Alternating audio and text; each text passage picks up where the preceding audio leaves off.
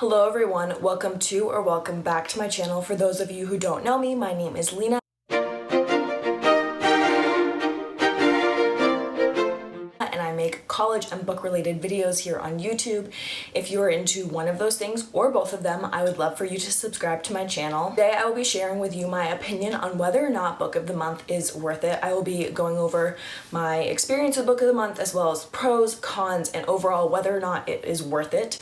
If you think you are interested in subscribing to this monthly subscription service, I will have a referral code below which will get you $5 off your first box. This video is definitely not sponsored, but if you are interested in getting $5 off, I highly recommend that you click on the referral code. If not, use your best friend's referral code.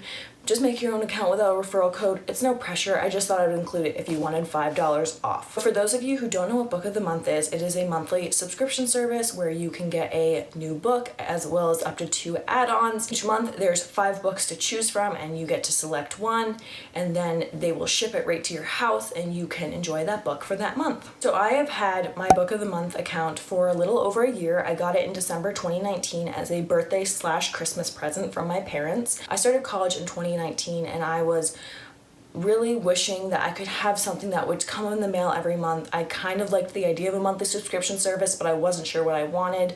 And as someone who loves books, this just kind of made sense. I also wanted to get this because in 2019, when Goodreads released their books of the year voting thing, I realized that I hadn't really read any of the books, so I couldn't vote in any of the rounds, which was really saddening to me. And I realized that I needed to be reading more new books because I'd relied on reading older books from my library, and of course there are so many amazing old books, but I wanted to be reading some newer releases as well, and Book of the Month offers just that. These are all the books that I got from that first year of the subscription service. I think I'm missing about 2, and those were 2 books that I did not enjoy, but the rest of these books I enjoyed, except for these bottom 3, which I have yet to read, but I'm planning on reading them next month in February. I did resubscribe for 2021 because my subscription had run out, and I decided that it was worth it for me, and I will now get into the pros and cons of why I did just that. First pro, Book of the Month, is very clearly the cost.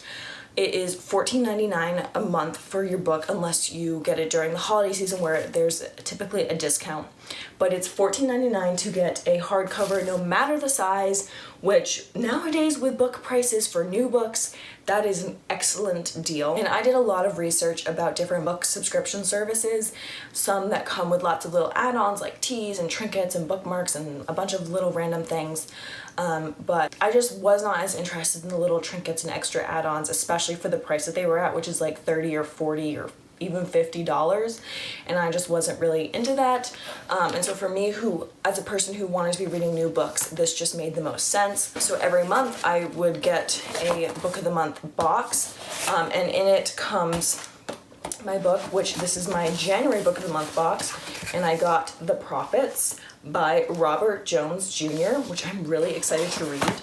And then you also get a bookmark with each box. My second pro is that this is a really easy subscription service to use and navigate, and this is for a multitude of reasons, but one of them being that they have a really helpful app. You can order your box right in the app itself. You can look at all the selections from this month and previous months.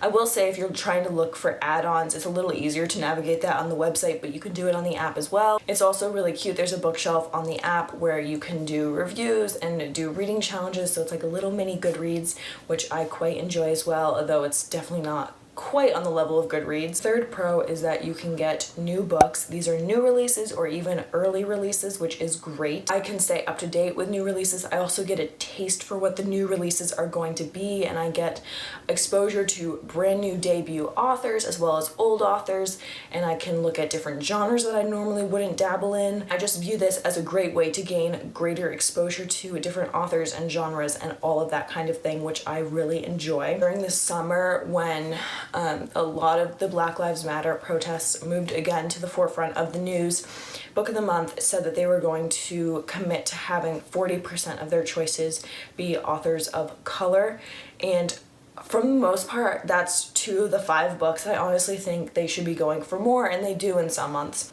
For the most part, they have stuck to that promise, and I appreciate that. If you also look at my pile, the majority of my books are authors of color. And this is just partly because of like what my reading interest has been in the past year, but also because they have some really, really stellar choices. The fourth pro is the add-ons. You can get up to 2 add-ons every month for $9.99 per add-on. And these can be other books from that month, or books from previous months, or books from a year ago, anytime that you want, as long as they have it in stock. This also allows you to have access to YA books because these are all adult books. I'm not as impressed with the YA selection, but they have some really, really amazing adult books to choose from. For example, A Gentleman in Moscow is definitely a couple years old, and I got cast as an add-on with Memorial because I didn't want to get it the month that it was actually available, but then I was able to pick it up in a later month. And Rules of Civility is also an add-on from a previous year, I believe, as well. And the fifth pro that I would say is the little bookmark that comes with it, as I mentioned before. I do prefer the original design that the bookmarks had, which was a dark blue with white writing. I was never really a bookmark person before receiving these bookmarks, and now I've been converted into a bookmark person. I just think they're the perfect size. I like the thickness of the paper. It's an odd thing to like, but I do like it, and I'm glad you get one in every single box. And the sixth thing, which is my final pro and the best pro, and to me the reason why Book of the Month is worth it, although I'll go into a little further when I'm done with the cons, is because you can skip months and it's really easy to do so. In the app or on the website, you can just click skip this month and you're not charged. You don't use up a credit depending on whatever system you are on, and that is so wonderful. So when I look at the 5 books for the month and I realize I don't like any of them, I don't have to get any of them. I'm not charged for it. It's really easy to do as long as you stay on top of it. I think you have like a week or so in the beginning of the month to decide, and that's really great, really helpful. For me, that's what I was worried about with book subscription services, when you have to commit to a certain amount of months and you have to get it every single month, but you might not be interested in every single month. This is a great feature to have, that you don't have to worry about whether or not you are into the books or not for that month. This is definitely my favorite feature. This is why I ended up resubscribing, because my plan is this is an excellent service for me to have when I'm in college. In a way, if I had this in high school, I wouldn't enjoy it as much, but I got it because I can skip the months that I'm not in college. I'm clearly not in college this month, you might be thinking, so why did you get a book? And to that I say, I read the synopsis for the book that I got, which is The Prophets, and I just had to have it, so yeah, I ordered that. And now we're going to get off with the cons. The first con is the selection. As I mentioned before, there are 5 books every month that you can choose from, and some months the books just aren't that great, and that's just, there's no way around that, just the way it is. I would always check the reviews on books, because while a book might sound interesting, if you check the reviews, there really aren't that many great reviews about the book itself. So that's something I always did before I ordered a book. So after that, there would be limited genres, or so sometimes there'd be limited genres, or just wasn't interested in any of the books, or none of the books really had good reviews, and at that point I would obviously skip that month. But there were some months that I really just wanted a book and I wasn't interested in any of the books, and that goes to my second con, which is you can't have any add-ons unless you order a book from that month. So you have to order one of the 5 books in order to either have another of the 5 books from that month or an add-on from a previous month. So you can't get a YA book for your book of the month. You have to get one of the 5 that's an option, which was really frustrating at times. However, I'm a patient person and I would just pay attention to a book that I wanted. For example, A Gentleman in Moscow, I wanted to get this book when I realized that it was on Book of the Month, but I wasn't really interested in the books for a few months, so I just had to keep waiting until it was time for me to be able to use it as an add-on when I finally liked one of the actual books of the month. This can be a really frustrating aspect of the website, and I'm curious if they'll ever change it. I don't think they will. It's an interesting thing to consider. The third con is just a personal thing for me. These books are very clearly all hardcover. They're also very tall hardcovers. They're all the same length.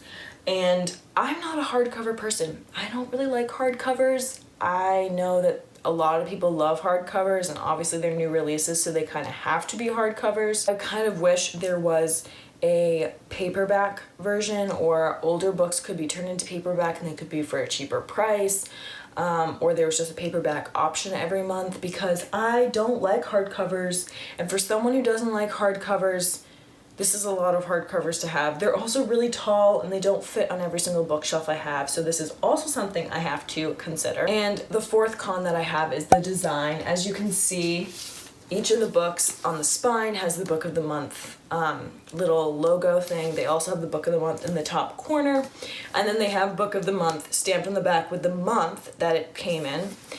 And if you take off the dust jacket, they all have the same boring spine in a one color, other part in the other color. It says December 2020, Book of the Month logo.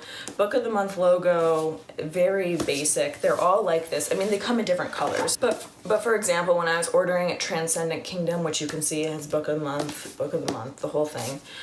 When I was ordering it, I was already a little hesitant because I didn't really want this book on hardcover. I didn't like the design of it with just having this. I wanted the actual book. But to me, in the end, it was worth it to order it and just get it here for that price. Because when you open up the dust jacket, you see that this book would have been normally $27.95, and I got it for $14.99, which is an incredible steal. And so for someone who maybe cares a lot more about the way their books look, maybe you want all of these logos, maybe you don't. That might be something to consider. At the end of the day, for me, it doesn't bother me that much. I got over it. Clearly I resubscribed, but if that bothers you, then that is something to consider as well. Those are all my pros and cons. Clearly, I decided it was worth it, mostly for the skipping feature. It's not something that I would want every single month. I like that you can pick and choose and like the books.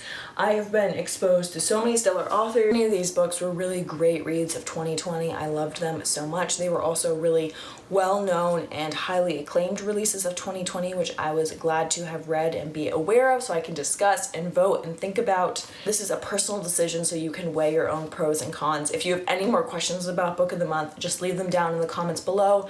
Remember, there's a referral code if you want $5 off your first box. Again, not sponsored, but if you want it, it's there. Thank you so much for watching today's video. If you have any more questions that may not be related to Book of the Month, feel free to also leave them down in the comments below. Give this video a like and subscribe if you haven't already, and I will see you all next week.